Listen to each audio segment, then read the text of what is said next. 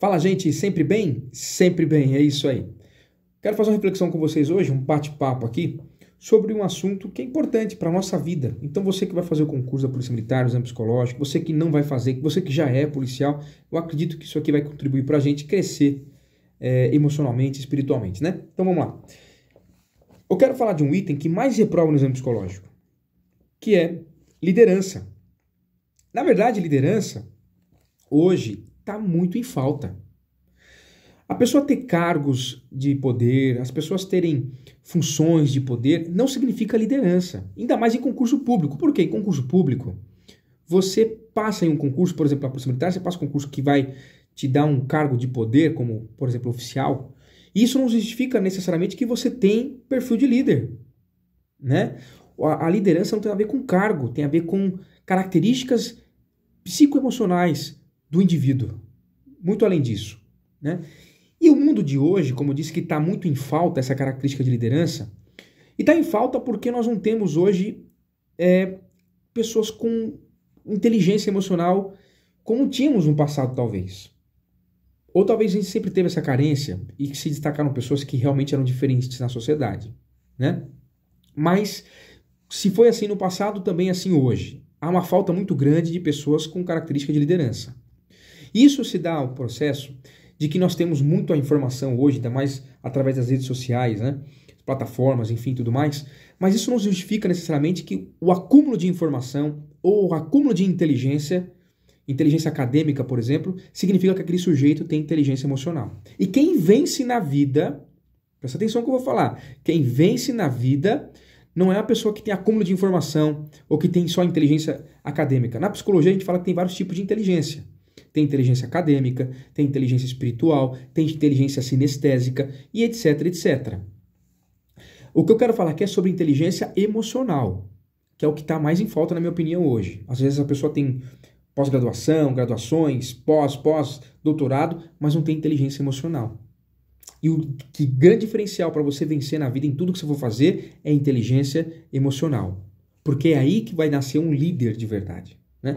Então, trabalhando sobre esse item, eu quero começar, vou falar de alguns livros, mas eu quero começar com Sun Tzu, que é A Arte da Guerra. O pessoal sabe que eu gosto muito desse livro. E a indústria do marketing, gente, começando a bater o nosso bate-bola aqui, a indústria do marketing sabe disso.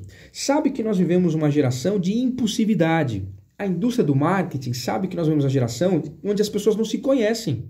As pessoas não têm autoconhecimento. E a impulsividade é a chave da tomada de decisão da grande maioria das pessoas no mundo. Porque a impulsividade faz com que você tome atitudes não racionais. E são atitudes que você vai se arrepender posteriormente.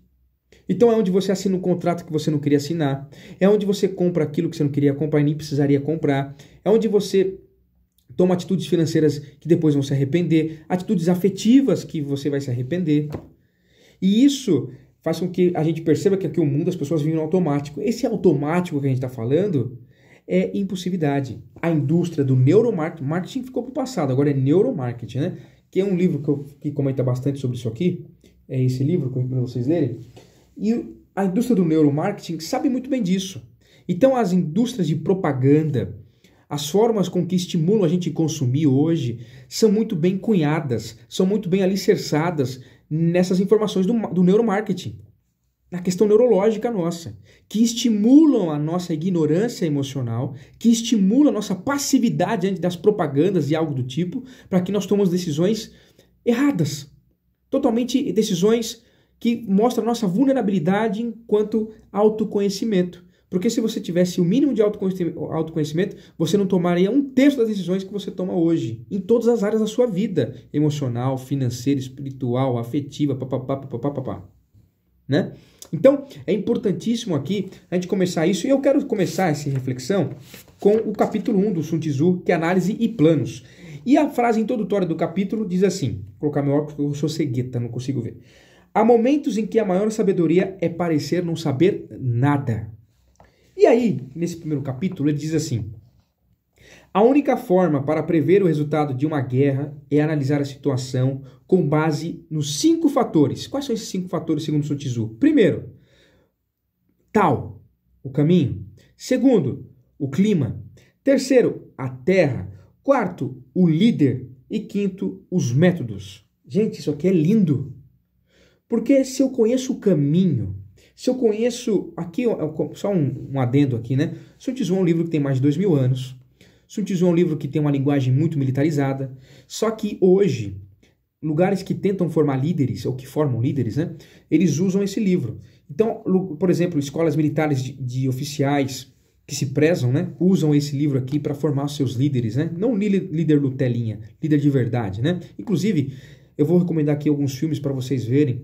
E erros de líderes que cometeram no passado, que alguns não foram nem líderes, né? Foram malucos, mas enfim, que pecaram em itens que estavam aqui. E outros que foram bem-sucedidos porque seguiram justamente o que estavam aqui, né? Inclusive tem um livro, uma trilogia que eu tenho na minha biblioteca, que está em algum lugar aqui, sobre Churchill, Winston Churchill, né? E que ele segue alguns princípios. Ele mesmo declara em um trecho da sua história que ele segue, ele como estrategista, ele usa o Sun Tzu e foi um líder fantástico. Mas eu vou entrar nisso daqui a pouco. Então, primeiro de tudo é o caminho.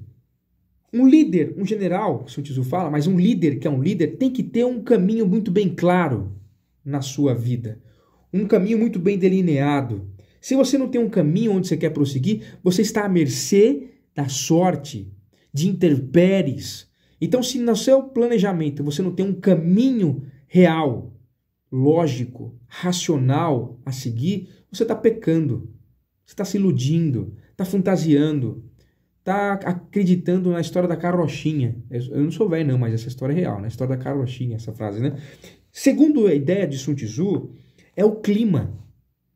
O que é o clima? Ele escreve: clima é a sombra e a luz, o calor e o frio, o tempo e a sucessão das estações. Aceitar ou desafiar essas condições determinará a vitória militar. Aqui a gente pode fazer uma analogia. Qual o clima da sua vida?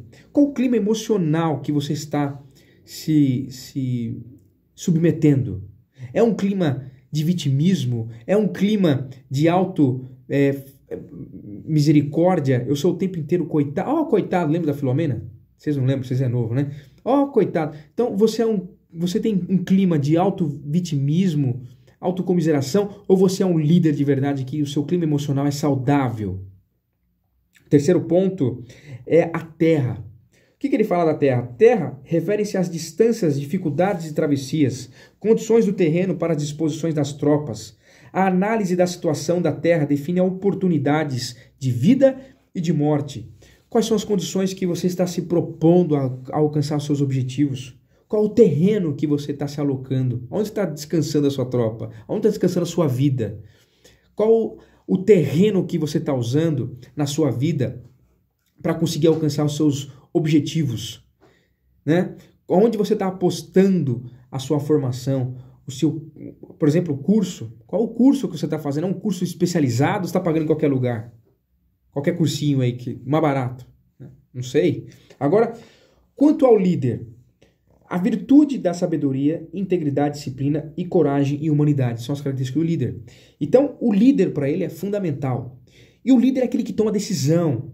O líder é aquela pessoa que sabe o que quer, que tem afinco, coragem, que tem objetivos claros, bem delimitados na sua mente. E o quarto e último é o método. O que é o método? O método impõe eficiência, controle de gastos, uma cadeira de comando adequada e suporte logístico. Quais os métodos que você usa para alcançar os seus objetivos? Quais os métodos você usa para você traçar os seus objetivos? Ou não tem método? Eu não tenho um método de estudo. Eu não tenho um método de planejamento de vida. Eu só vou vivendo. Eu acordo hoje, vou para o trabalho e volto para casa. Eu só vou hoje, acordo, vou para o cursinho e volto para casa. Só vou hoje, acordo hoje, vou para a faculdade e volto para casa. Você não tem método de vida. Tem que ter um método. E qual o método? Qual o método que você usa para lidar com as suas finanças? Qual o método que você usa para lidar com a sua vida espiritual? Qual o método que você usa para lidar com o seu casamento, com as suas relações afetivas, com os seus amigos, com o seu trabalho? Qual o método? Gente, nós não podemos esquecer que um líder que é um líder, ele entende que ele é uma fachada, entre aspas, não no sentido aqui de hipocrisia, uma fachada de propaganda, de outdoor. Quando as pessoas olham para você, imagina que você fosse um outdoor. O que as pessoas estão vendo de você? Qual que é a imagem, qual é a propaganda que você emana para as pessoas? O que as pessoas compram de você com relação à imagem que vocês passam para ela? Qual é a imagem que eu emano quando as pessoas me olham? É isso que eu tenho que entender. A psicanálise fala muito de arquétipo quando a gente vai para Jung, né? O que você emana para essas pessoas? O que elas veem de você? O que inconscientemente, às vezes, as pessoas vão entender? Você passa para as pessoas uma imagem de fofoqueiro? Como é que você vai ser líder? Líder não é fofoqueiro. Você passa para a imagem, as pessoas, às vezes, de uma pessoa vulnerável emocionalmente, frágil. Como é que as pessoas vão te ter como líder? Você passa para as pessoas, às vezes, uma imagem de uma pessoa limitada cognitivamente, intelectualmente, porque seus assuntos são sempre fúteis. Como é que você vai ser líder? Nunca vai ser líder assim. Assuntos fúteis, né? Assuntos que não acrescentem nada das pessoas. Você passa para as pessoas, às vezes, a imagem de arrogante, prepotente. Como é que vai ser um líder? O líder nunca é arrogante e prepotente. Você passa para as pessoas, às vezes, uma imagem de egoísta, vaidoso. O líder não é egoísta, vaidoso. O que você passa para as pessoas? De mesquinho? De uma pessoa que quer tudo, é gananciosa? O que você está passando para as pessoas? É isso que você tem que entender, porque um líder, ele se preocupa com a imagem com que ele está passando para as pessoas, né? E uma outra frase, um outro trecho do livro, que é o capítulo 4, Posições e Táticas, que define bem esse capítulo, é o seguinte: a invencibilidade repousa na defesa, segundo Sun Tzu, e a vulnerabilidade revela-se no ataque. Então Sun Tzu diz o seguinte: ver a vitória quando ela está ao alcance da visão de todos não é o máximo da superioridade. O verdadeiro mérito está em planejar secretamente, deslocar-se subitamente, frustrar as intenções do exército inimigo e finalmente chegar à vitória sem derramamento de sangue. A invencibilidade repousa na defesa e a vulnerabilidade revela-se no ataque. Então, gente, o que eu quero dizer para vocês aqui, né, com essa ideia é que quanto mais você tem um planejamento de vida e você confia nele, quanto mais você é um cara que sabe muito bem o que você estrategiou, você não está no deixa a vida me levar, né? Você está pensando muito bem, você é frio, racional nas suas decisões, nas suas escolhas, no método, você confia no método que você escolheu para traçar seus objetivos e suas escolhas, você sabe que o método vai acontecer porque ele é um método real, não é algo fantasioso, você planejou muito bem, você estrategiou seus objetivos de vida, você é um líder, né? Então, você não precisa ficar falando para ninguém.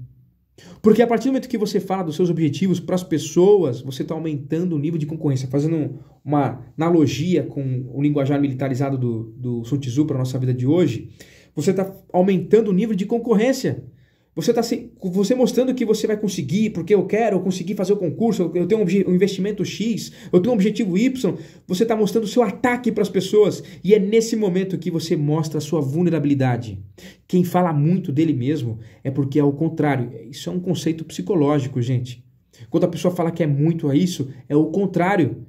É que na verdade, ela é frágil naquilo. O mecanismo de defesa do ser humano. Quanto mais eu mostro uma característica minha, mais, na verdade, eu sou o contrário daquela característica. Quanto mais eu mostro que eu sou machão, quanto mais eu mostro que eu sou inteligente, quanto mais eu mostro que eu sou melhor que você, é que no final das contas eu sou o contrário disso. E isso é mal resolvido na minha mente. Então, segundo Sun Tzu, não cometa esse erro. E aí Sun Tzu continua ainda nesse capítulo e fala assim: a arte da guerra está baseada em 5 fatores estratégicos: os cálculos, as quantidades, a logística, a balança do poder e a possibilidade de vitória. Todos esses fatores estão ligados entre si. E ele coloca: os cálculos estão diretamente ligados aos tipos de terrenos. Que terreno que você tem usado para repousar a sua mente? Que pensamentos são esses? Pensamentos que vão te destruir, autodestrutivos, pensamentos de vitimismo, eu não sou capaz, o mundo conspira contra mim. Segundo, com base nesses cálculos, estima-se a quantidades de provisões. 3. De acordo com as quantidades de provisões disponíveis, define-se a capacidade logística. 4. A balança do poder está diretamente relacionada à capacidade logística. E 5º, e finalmente, a possibilidade de vitória baseia-se na balança do poder. Se você tem tudo isso muito bem limitado, criado, estrategiado na sua mente, tudo vai ocorrer bem. E aí, indo para o final, as manobras, o capítulo 7 do Sun Tzu, ele diz assim: Quando cercar o inimigo, deixe uma saída para ele, caso contrário, ele lutará até a morte. Aqui eu quero usar uma ideia de que você nunca pode, segundo Sun Tzu, de fato, encurralar o seu inimigo. Você sempre tem que dar uma possibilidade de saída para ele. O pessoal fala, dá uma estocada aqui, dá uma estocada ali, mas nunca encurrale o inimigo, porque o dia que você encurralar o seu inimigo, ele vai lutar com tanta força, que ainda que você tenha mais homens, mais tropas, mais condições financeiras, mais condições não sei o que, ele vai vencer você.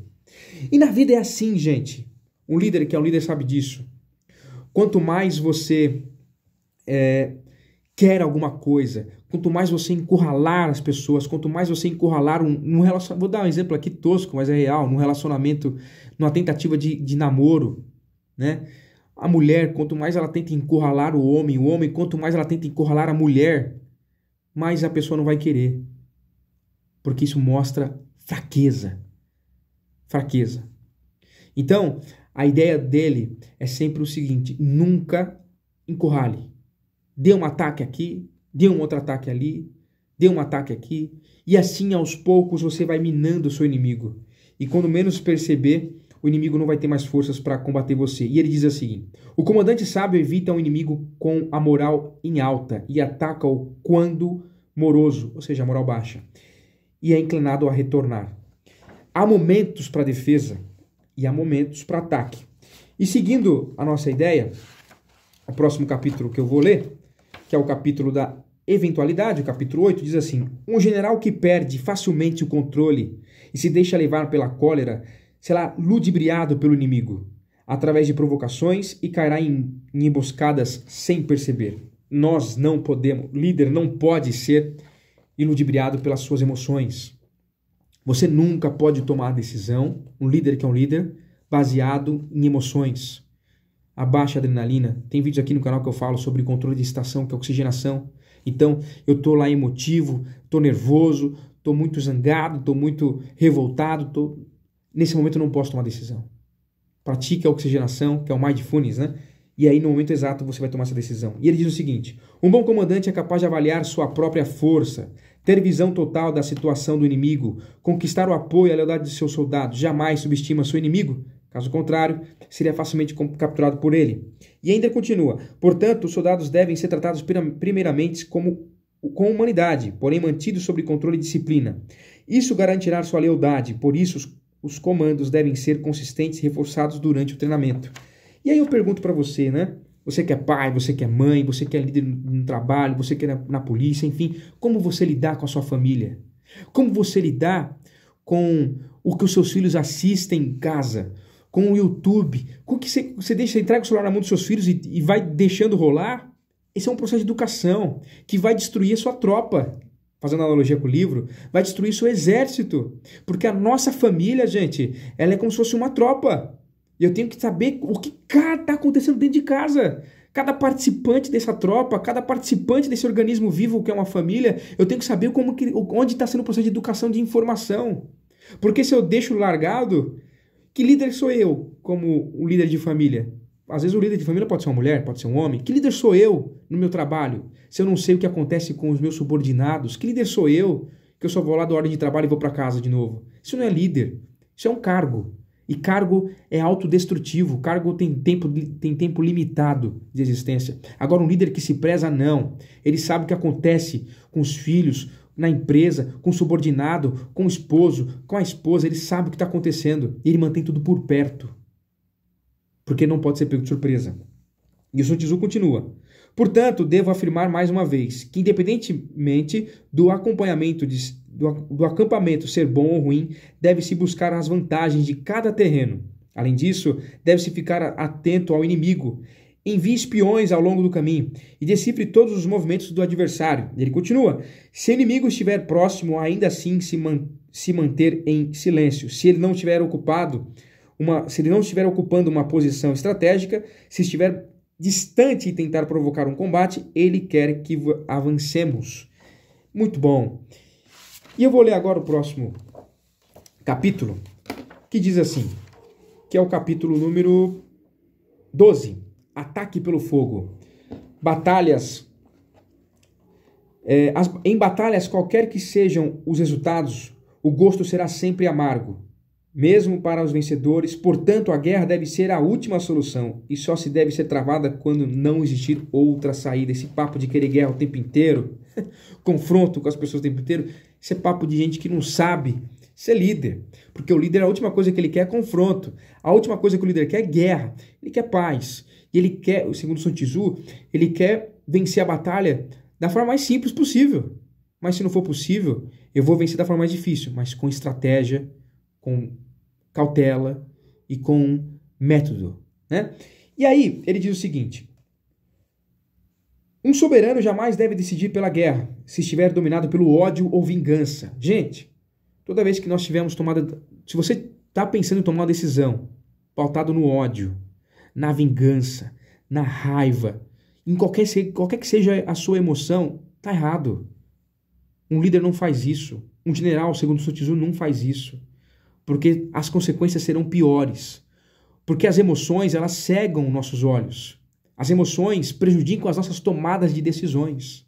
E são tomadas de decisões irracionais, impulsivas. Quem vai fazer o exame psicológico da Polícia Militar tem um teste que cai, que é o NELP. O NELP avalia isso através do neuroticismo. Então, não tome atitudes pautadas em raiva, revolta, emoção, seja qual ela for, porque ela contamina e ela prejudica as suas tomadas de decisões. E geralmente são tomadas de decisões falhas, que vai trazer erros piores. Então, se você já está colhendo um erro, você tem que remediar esse erro, não piorar e trazer mais erros, mais consequências ruins para você. Então, calma, esfria a cabeça, oxigena o seu cérebro, diminui o nível de cortisol, aumenta o nível de serotonina, dopamina, aumenta o nível de testosterona, clareia a sua mente e através da razão você vai tomar uma atitude mais clara. E ele diz assim, continuando, um bom comandante não deve mobilizar as suas tropas se tiver um coração tomado pelos mesmos sentimentos, ódio, raiva. Ambos devem aguardar dias mais serenos para ponderar, ou seja, pensar, pois uma pessoa em crise pode recuperar o seu bom humor, assim como uma pessoa no calor da paixão pode encontrar novamente equilíbrio. Não tem problema nenhum, gente, nós somos seres humanos, em sentir raiva, ódio, desejo de vingança, não tem problema nenhum. O que eu não posso é ser tomado por esses sentimentos e tomar atitudes, decisões no meio desse turbilhão de sentimentos, porque isso é ignorância emocional. Né? Nós somos seres humanos, não somos máquinas. Então eu vou sentir raiva, eu vou sentir ódio, eu vou ter desejo de vingança, eu vou ter, porque eu sou um ser humano. Mas eu espero todo esse sentimento abaixar, espero essa adrenalina baixar, e quando as coisas estiverem mais claras na minha mente, eu vou ponderar as escolhas mais corretas a serem tomadas. Isso um líder faz, um bom general faz isso, segundo Sun Tzu, e está certo. Não marche a não ser que veja alguma vantagem. Não use suas tropas a menos que haja alguma coisa a ser ganha. Sun Tzu fala. Portanto, só mobilize suas tropas, só mobilize sua vida, só invista, só tome uma escolha se realmente você viu que tem vantagem. Bem clara, se não existir vantagem, não faça isso.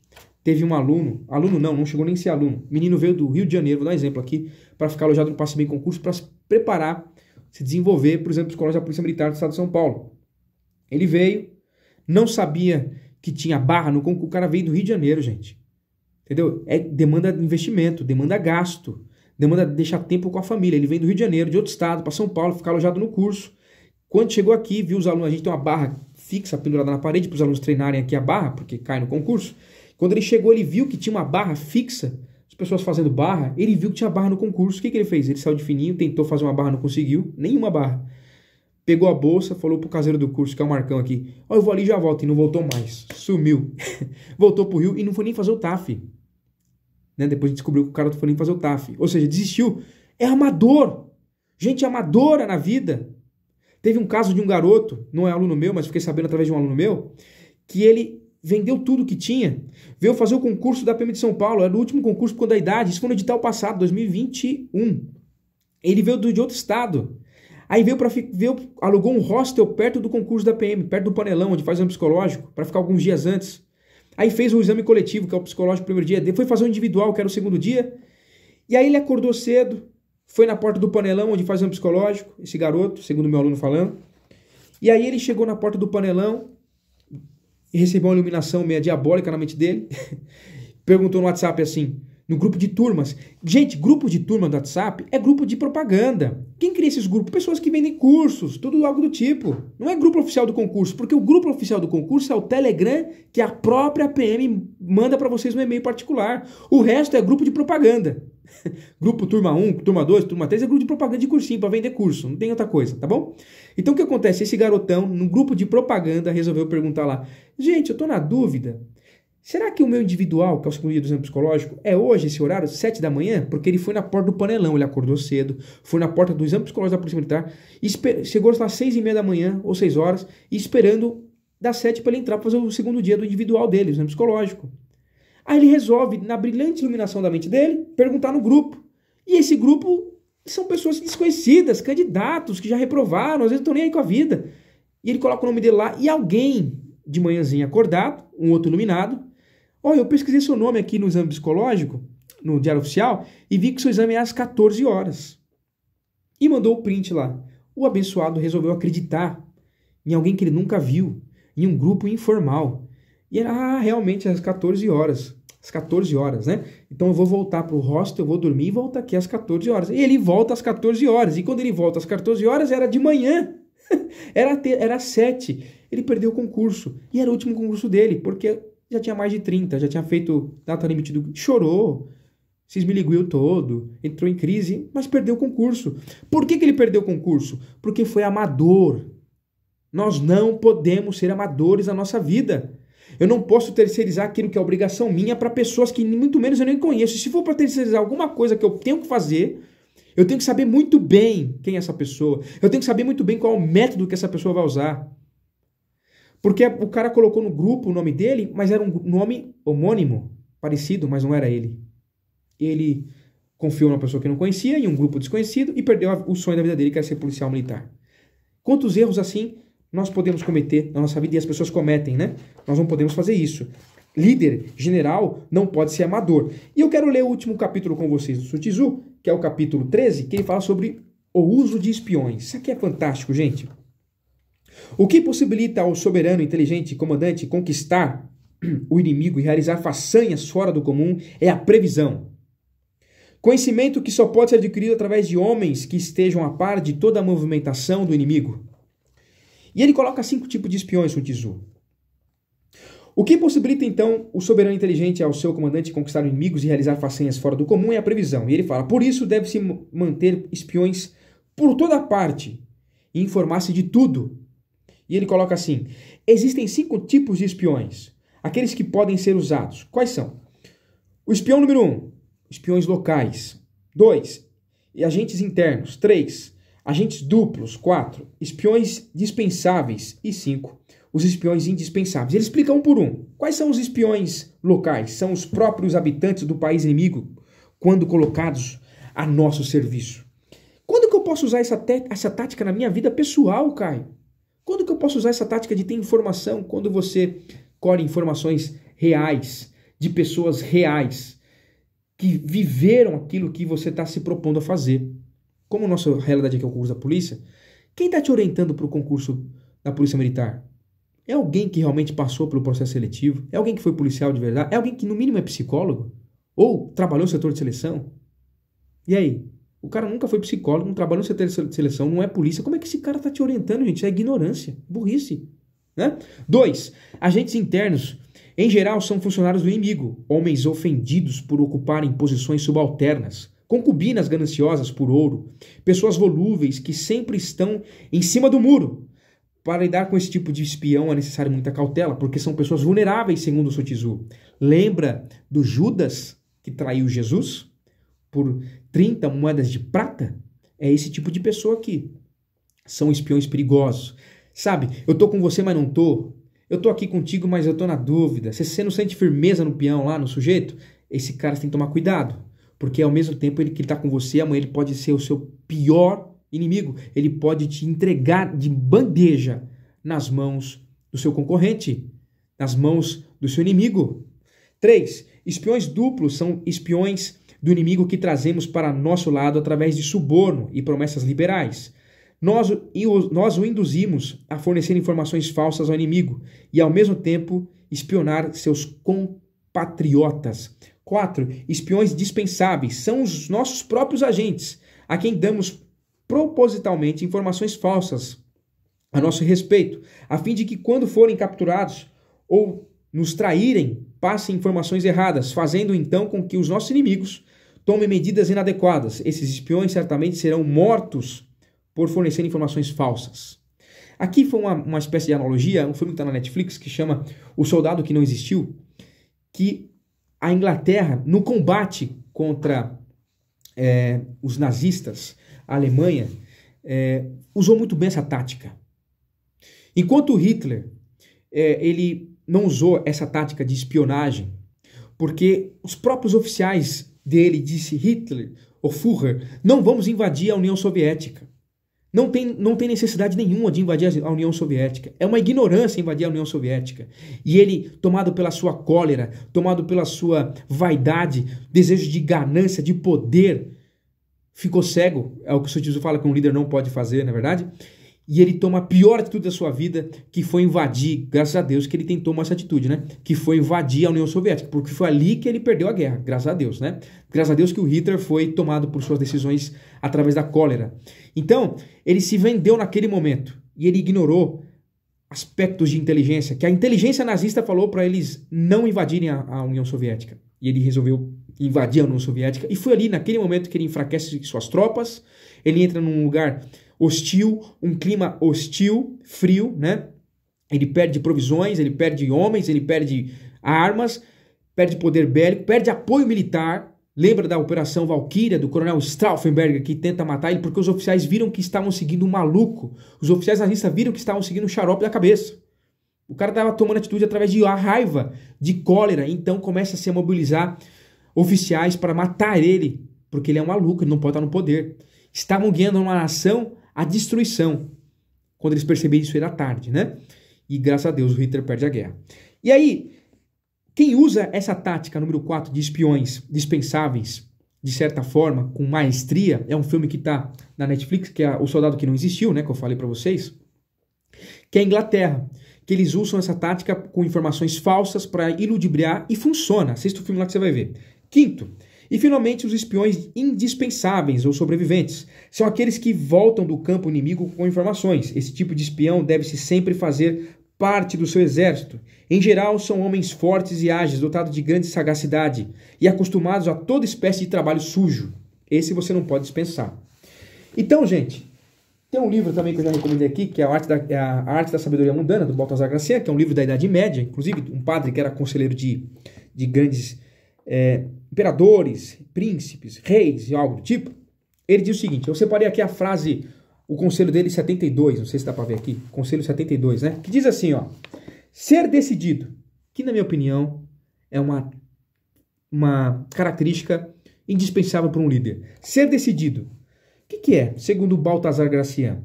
É a execução. A execução falha prejudica menos que a falta de decisão.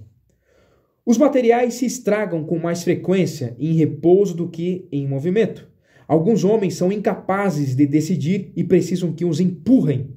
Às vezes, a causa está não na perplexidade, uma vez que elas vêm com clareza suficiente, mas na falta de iniciativa.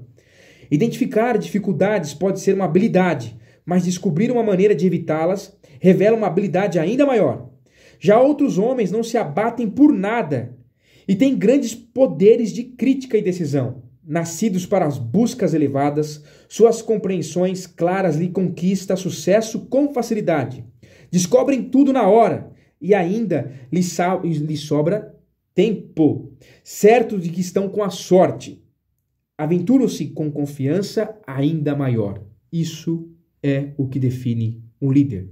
O líder não paralisa diante do medo, o líder não toma atitude precipitada, como nós temos ali, o líder é frio, o líder é muito parecido com Alexandre o Grande, que era um líder, diz que de passagem, que nunca perdeu uma guerra, porque o Alexandre o Grande praticava essas táticas aqui do Sun Tzu. Caveira, é isso aí. Beijo no coração, te espero no próximo vídeo. Até mais, galerinha!